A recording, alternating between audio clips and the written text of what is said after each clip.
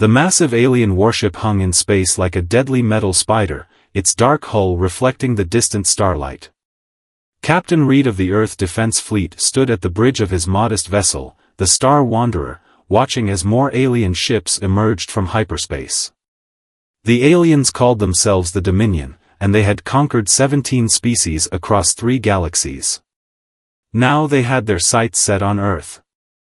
"Sir, they're hailing us again," Lieutenant Adams reported, her fingers hovering over the communication panel. "Same message as before." Reed nodded, his weathered face showing no fear. The Dominion had been broadcasting the same demand for 3 days: surrender Earth or face extinction. They didn't understand why humans weren't trembling at their approach. They couldn't comprehend why the Earth Defense Fleet remained calm in the face of their overwhelming numbers. "Let them wait," Reed said, checking the status of his ship's unique power core. The aliens had no idea that every human vessel in the fleet carried something special, something that made them far more dangerous than their size suggested. The Dominion's initial scans had detected unusual energy signatures from human ships, but they had dismissed them as inferior technology. Their arrogance would be their undoing. What they didn't know was that humans had mastered something no other species had even attempted: the ability to harness and stabilize microsingularities. Each human ship carried a contained black hole the size of a marble, carefully controlled through decades of research and countless sacrifices. These power cores gave human ships nearly unlimited energy and, more importantly, the ability to manipulate gravity itself. "All systems at full capacity," reported Engineer Thompson from below deck. "The core is stable and ready." Reed watched as the Dominion fleet arranged itself in an attack formation. Their ships were impressive, each one nearly the size of a small moon. But size wouldn't matter once the battle began. The aliens had sent their final warning, claiming human ships were too primitive to pose any threat. Fleet-wide communication coming in from Admiral Wilson, Adams announced. The Admiral's voice filled the bridge: "All ships, prepare to engage. Show them why humanity never surrendered to any invader in our history. Show them the power we hold." Reed felt a familiar sensation as the microsingularity core hummed to life. Around him, the other human ships began to power up as well. The Dominion fleet had no idea that they were about to face something unprecedented in the history of space warfare. As the alien ships opened fire, Reed gave the order that would begin one of the most significant battles in human history: activate gravity drives. Let's show them what human ingenuity can do. The space around the Star Wanderer began to bend, and the real battle for Earth's survival was about to begin. The first wave of Dominion energy beams sliced through space, their purple light illuminating the darkness between the stars.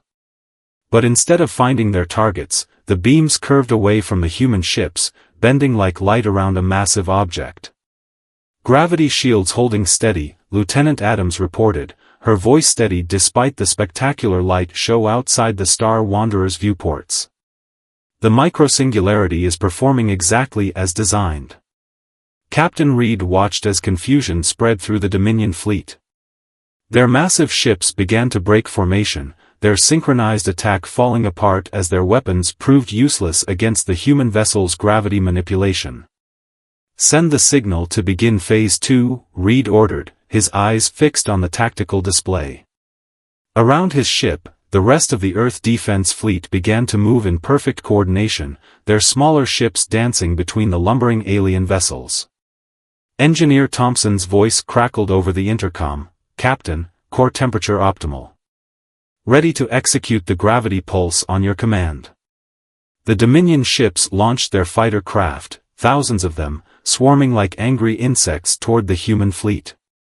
They still didn't understand what they were facing. Their scans couldn't penetrate the gravity distortions around the human ships, and their commanders were fighting blind.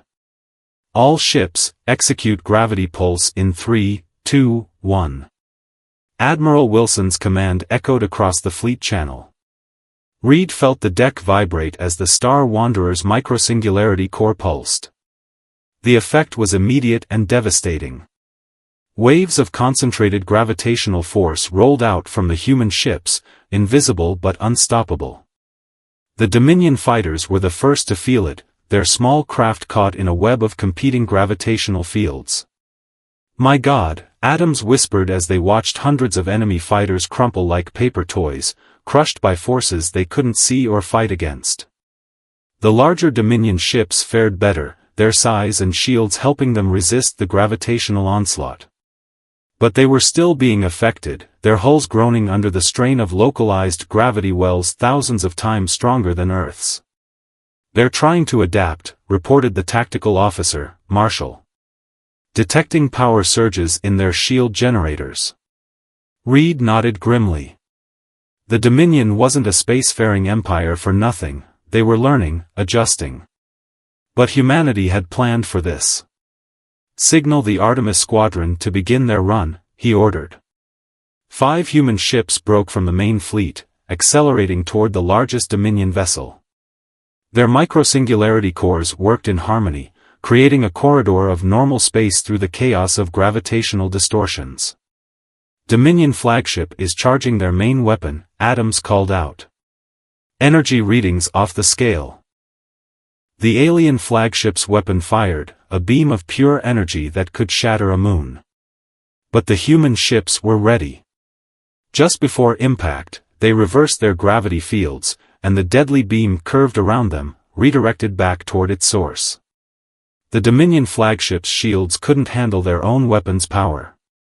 Explosions bloomed across its hull as the massive ship began to break apart.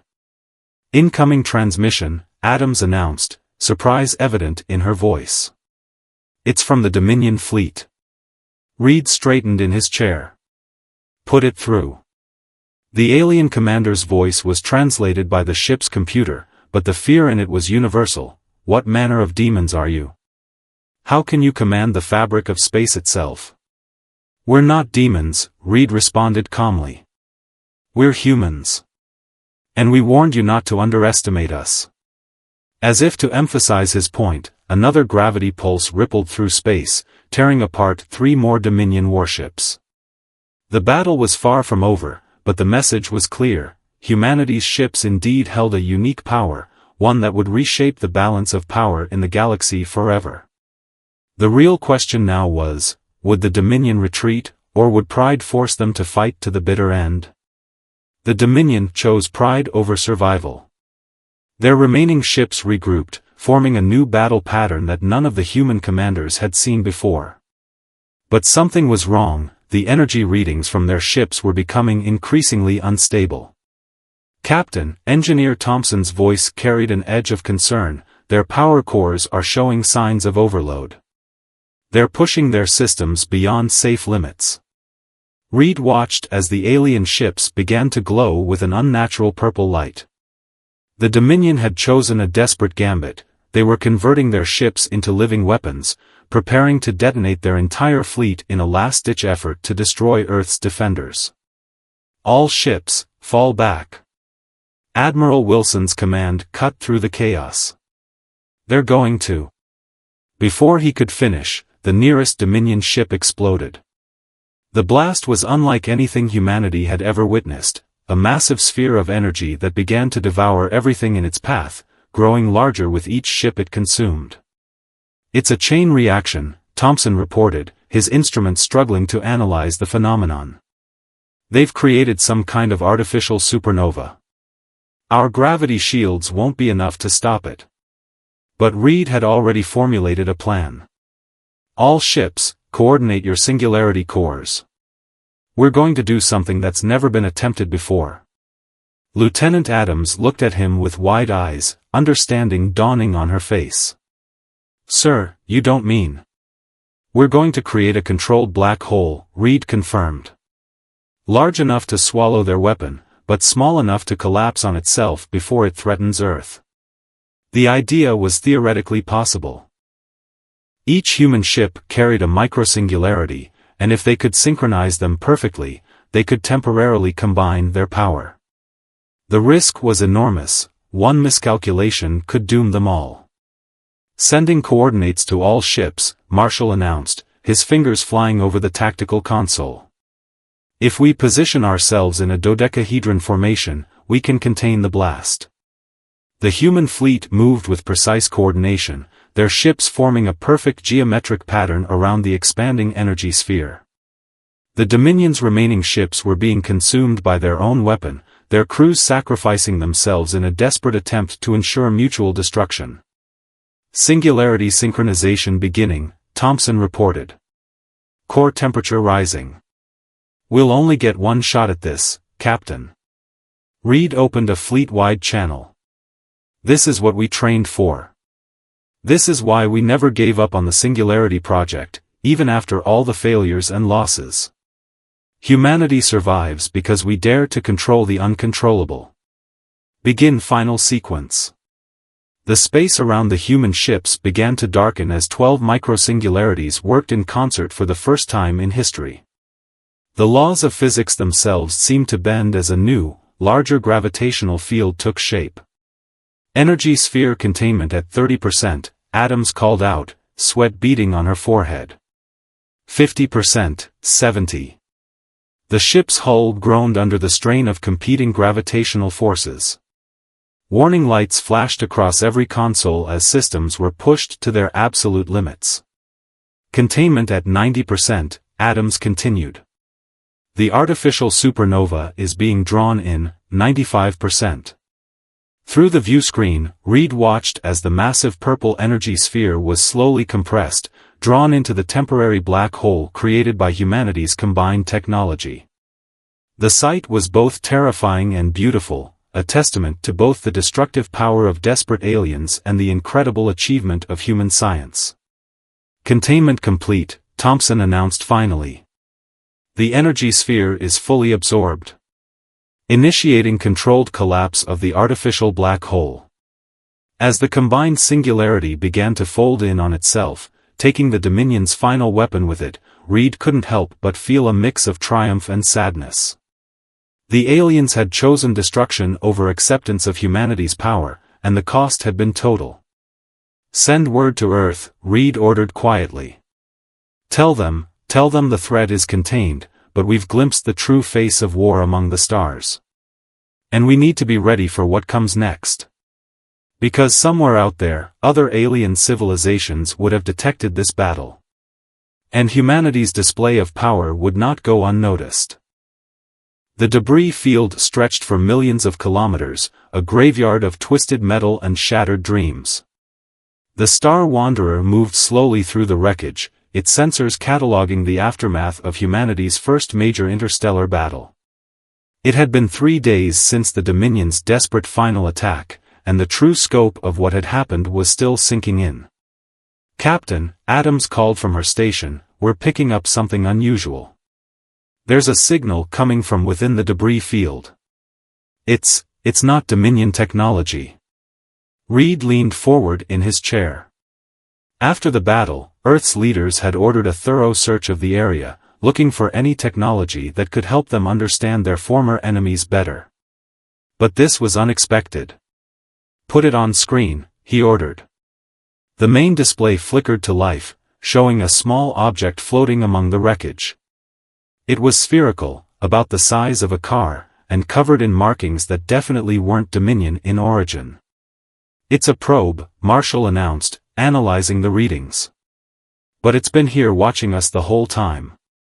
Sir, it's transmitting data to somewhere beyond our galaxy. The implications hit Reed like a physical blow. They hadn't just been fighting the Dominion, they'd been putting on a show for someone else. Someone who had been watching, waiting, and learning about humanity's capabilities. Engineering reports ready for close approach, Thompson's voice came through the comm, the microsingularity core is stable enough for detailed scans. As the Star Wanderer moved closer to the mysterious probe, more details became clear.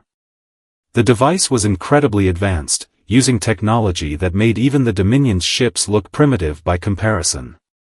Sir, Adams said, her voice tense, the probe is activating something.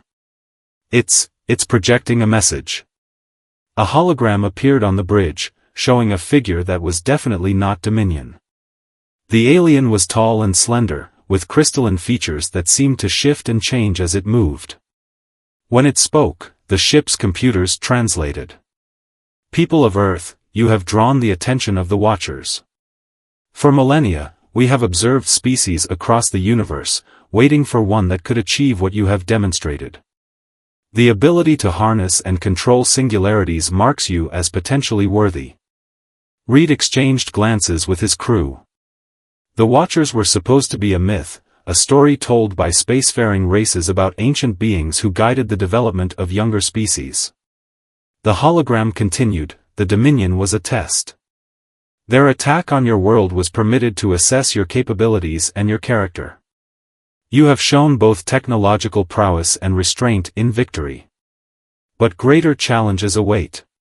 "A test?" Marshall whispered. "They sacrificed an entire civilization just to test us?" The alien figure's crystalline features sparkled. "You will be contacted again when the time is right. Prepare yourselves. The true trials are about to begin." The hologram vanished, and the probe began to glow with an intense light.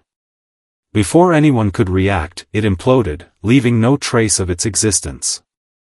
Admiral Wilson's voice came through the fleet channel, "All ships, return to Earth immediately. Level 1 alert. I repeat, all ships return to Earth." As the Star Wanderer turned homeward, Reed couldn't shake the feeling that they had just graduated from a small skirmish to a game being played on a cosmic scale. Humanity's mastery of singularity technology had drawn the attention of beings powerful enough to manipulate entire civilizations. "Send word to Earth Science Command," he ordered. "Tell them to begin working on improvements to the singularity cores. Something tells me we're going to need every advantage we can get." The stars stretched into streaks as the ship entered faster-than-light travel, but Reed's mind was already racing ahead. The Dominion had been just the beginning. The real test of humanity's unique power was yet to come, and this time, the stakes would be even higher. What other trials had these Watchers designed? And more importantly, what would happen if humanity failed them? Earth's orbital shipyards blazed with activity, their massive construction bays working at full capacity. 1 month after the encounter with the Watcher's probe, humanity had shifted into high gear.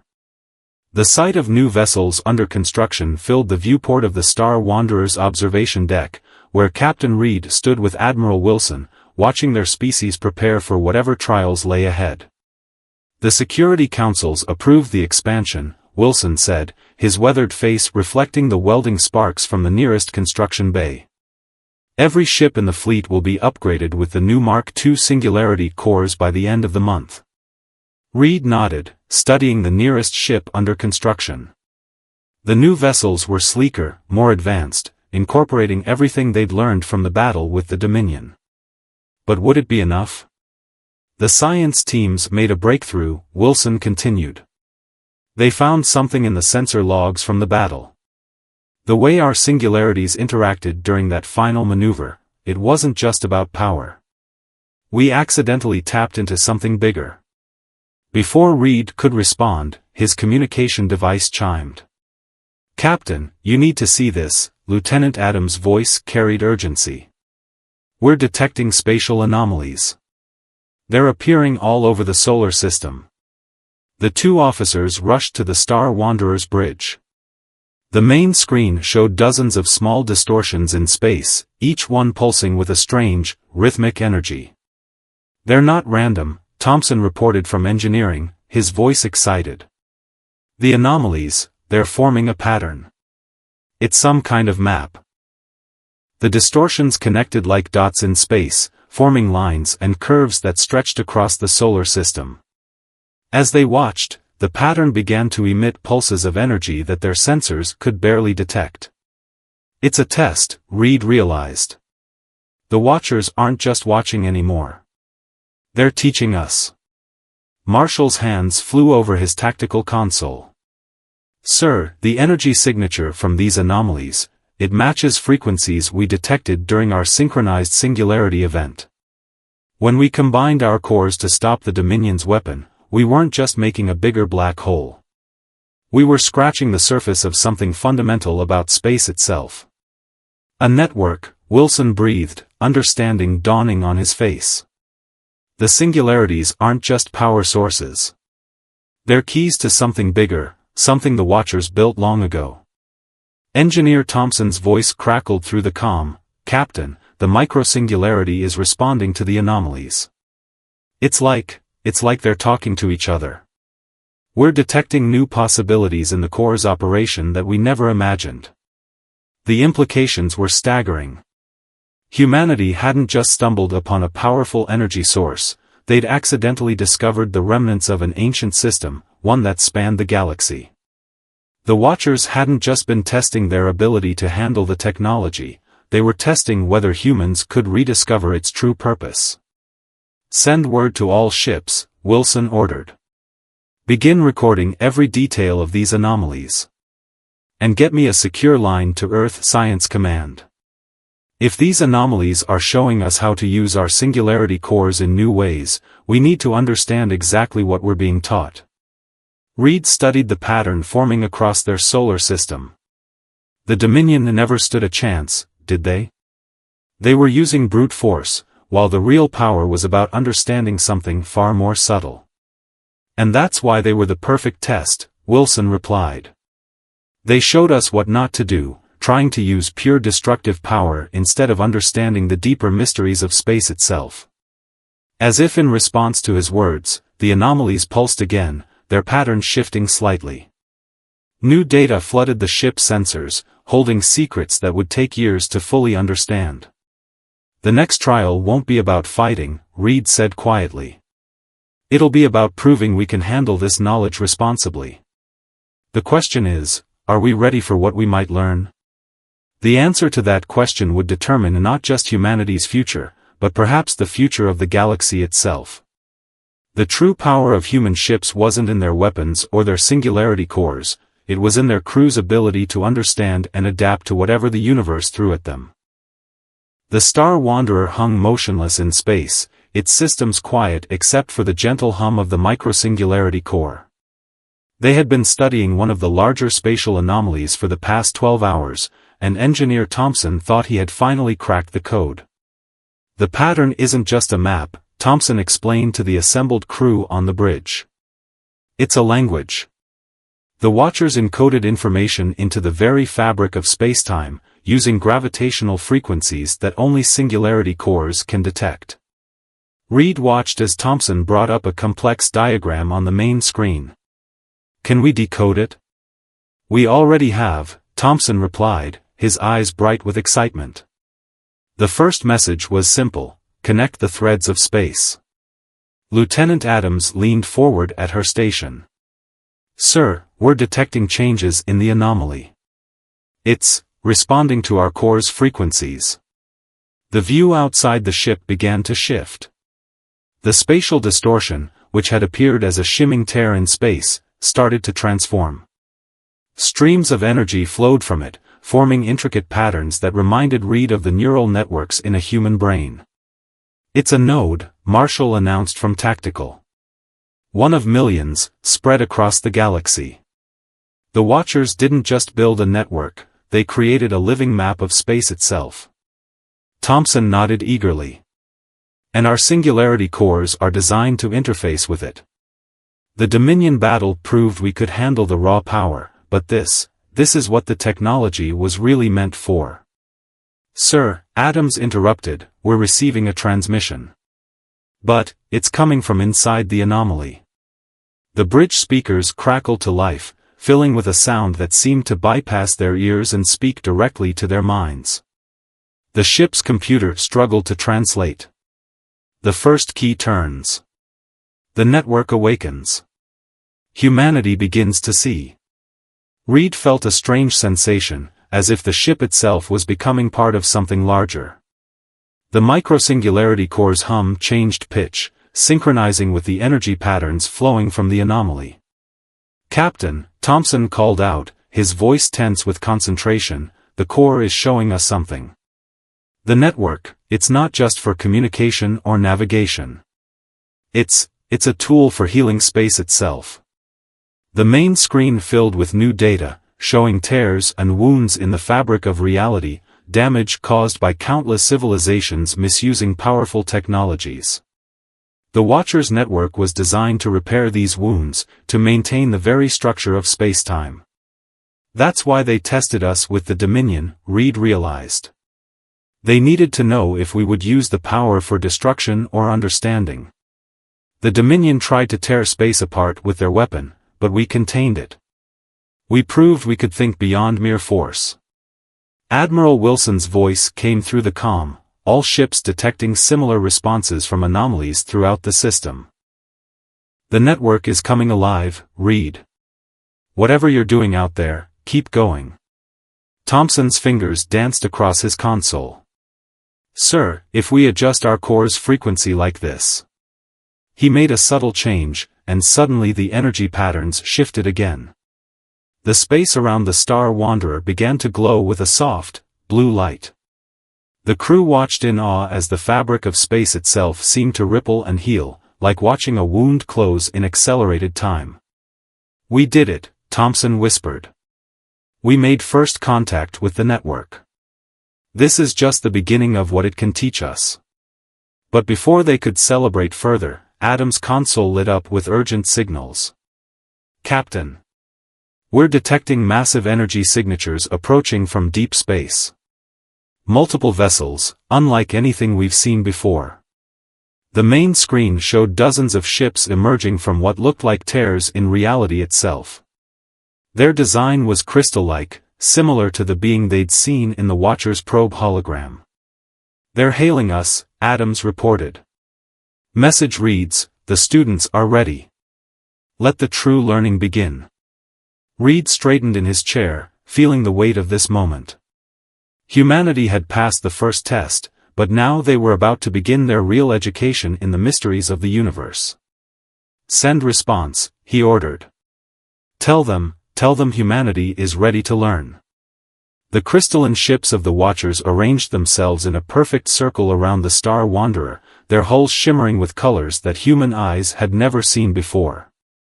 Captain Reed stood on his bridge, surrounded by his crew, as they prepared to meet beings who had shaped the destiny of countless civilizations. Their ships, Thompson reported in awe, they're not using singularity cores like ours. They've evolved beyond that. Their entire vessels are living interfaces with the spacetime network. A beam of pure light connected the nearest Watcher ship to the Star Wanderer, and a figure materialized on the bridge. It was similar to the hologram they'd seen before, but far more magnificent, a being of crystalline energy that seemed to exist in multiple dimensions at once. Humanity, the being spoke, its words translating directly into their minds, you have shown remarkable progress. In mere weeks, you've grasped concepts that took other species centuries to understand. Reed stepped forward. We're honored by your presence, but we have questions. Why choose us? Why now? The crystalline being shifted, creating patterns of light that danced across the bridge. The universe is dying, it stated simply. The network we built eons ago is failing. We needed to find a species with both the technical ability and the wisdom to help us save it. Adam's console suddenly lit up with new data from the network. Captain, I'm seeing it now. The tears in spacetime, they're spreading. The damage caused by countless civilizations misusing powerful technologies, it's reaching a critical point. The Watcher nodded, its crystalline form pulsing. The Dominion was not the first species to choose destruction over understanding. Their weapon was a crude example of the damage being done to the fabric of reality itself. But you humans, you showed us something different. Our containment of their weapon, Reed realized. We didn't just stop it, we healed the damage it caused. More than that, the being continued. You proved capable of understanding the deeper truth, that power without wisdom is meaningless. Your ships hold unique power not because of their singularity cores, but because of the minds that control them. Thompson's voice came from engineering, excited, Sir, the network is showing us more. The Watchers, they're not just teachers. They're looking for successors. The crystalline being's form brightened. Yes. We are ancient, even by the standards of the universe. We cannot maintain the network forever. We need species who can learn to take our place, to become the new guardians of spacetime itself. The main screen filled with images of distant galaxies, showing countless tears and wounds in reality that needed healing. It was both a warning and an invitation, a chance for humanity to step onto a larger stage. We offer you a choice, the Watcher said. Join us. Learn our ways. Help us heal the universe itself. But know that this path will change your species forever. The power your ships hold is just the beginning. Reed looked at his crew, seeing the same determination in their eyes that he felt. This was why humanity had always looked to the stars, not for conquest or power, but for the chance to be part of something greater than themselves. We accept, Reed answered, speaking for all of humanity in that moment. We're ready to learn, to help, to grow. The Watcher's form pulsed with approval. Then let us begin. The true power of your ships was never in their technology, but in their crew's ability to understand the responsibility that comes with such power. Now, you will learn what it truly means to be guardians of reality itself. As if in response to these words, the network of spatial anomalies pulsed with new energy. The Star Wanderer's singularity core hummed in harmony with the ancient system, and for the first time, its crew felt truly connected to the living fabric of space itself. Humanity's journey had begun as a test of their ship's unique power. It would continue as something far greater, a mission to help heal the universe itself. The stars beckoned, not with the promise of conquest, but with the challenge of preservation and the possibility of evolution. The era of human ships had ended. The age of universal guardians had begun.